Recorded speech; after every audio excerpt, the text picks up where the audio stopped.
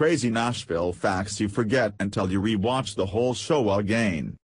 On Thursday night, Nashville returns on CMT for its fifth season, or maybe more accurately, Nashville 2.0. The soapy country music drama has a new network after ABC gave it the boot in May, and new executive producers Marshall Herskovitz and Ed Swick, 30-something, My So-Called Life, have taken over showrunner duties. Recently, I rewatched the first 4 seasons of Nashville and was surprised at how much I learned, and had completely forgotten about the show, which took some bizarre, enraging and convoluted turns. So as the show returns, here are 10 crazy facts to remember. Nashville is saved, CMT picks up cancelled ABC drama for 5th season. 1. No one ever finds out that Deacon and Juliet slept together.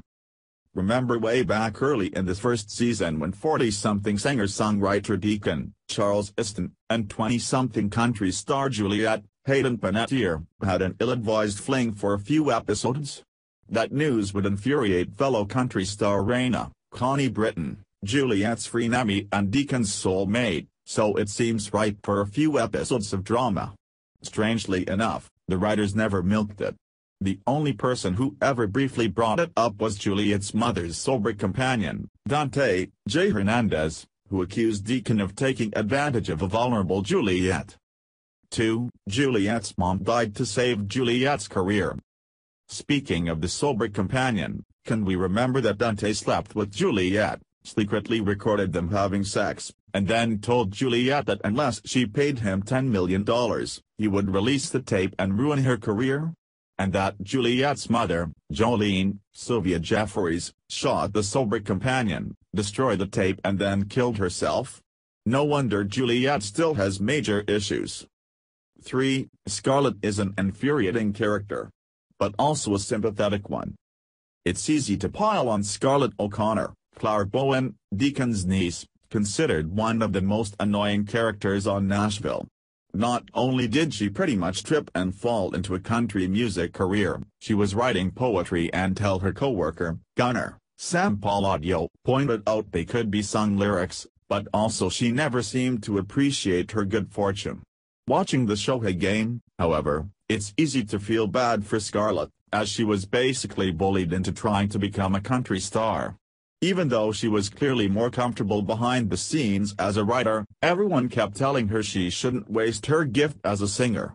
No wonder she had a meltdown. 4. Juliet and Avery actually had a great relationship.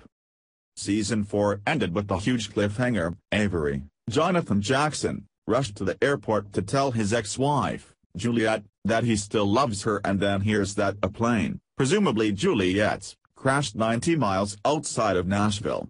Panettiere is confirmed to return to Season 5, so something tells us they'll work it out, even though they got divorced when Juliet was struggling with postpartum depression. Things between them got so nasty that we forgot they had a solid relationship, and were great friends in Season 2, as Avery helped build Juliet's self-esteem back up after her career took a hit. The Nashville series finale was infuriating, but there may be a good reason why. 5. Jeff Fordham really was pure evil.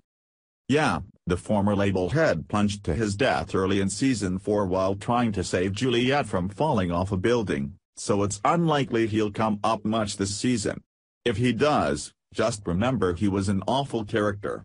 He took great pleasure in verbally tormenting his female artists. He creepily tried to sign Raina's underage daughter to his label.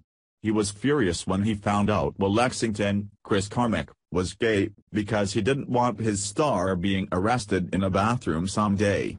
The show tried to humanize Jeff when he was finally fired and lost everything, and it didn't work.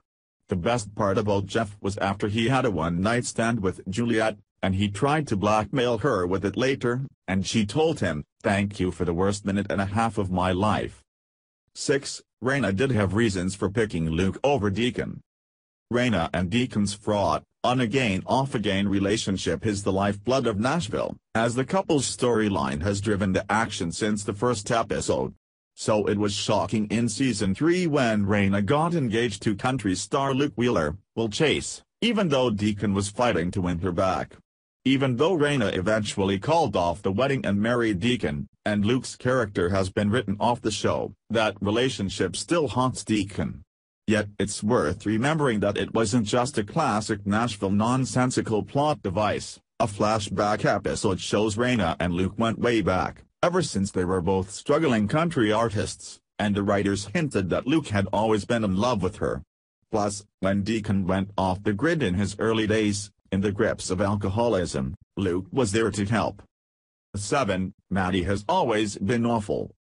Scarlett may be irritating, though the worst Nashville character title always goes to Maddie Conrad, Lena and Stella, Raina's teenage daughter. If it appeared that she suddenly transformed into a horrible teen overnight when she started throwing tantrums in seasons 3 and 4, let us reassure you, she was always terrible. Sure, at first she was an adorable tween in a charming singing duo with her little sister, Daphne, Maisie Stella. But she called Raina a B, as early as season 2, so the signs were always there that she would try to be emancipated when her parents, gasp, wouldn't let her sign a record deal. 8. Eddie, Eric Close, slept with Deacon's girlfriend, Megan, Christina Chang, after he found out his new wife, Peggy, Kimberly Williams Paisley, lied about her pregnancy. 9. There was a whole episode about women in country radio.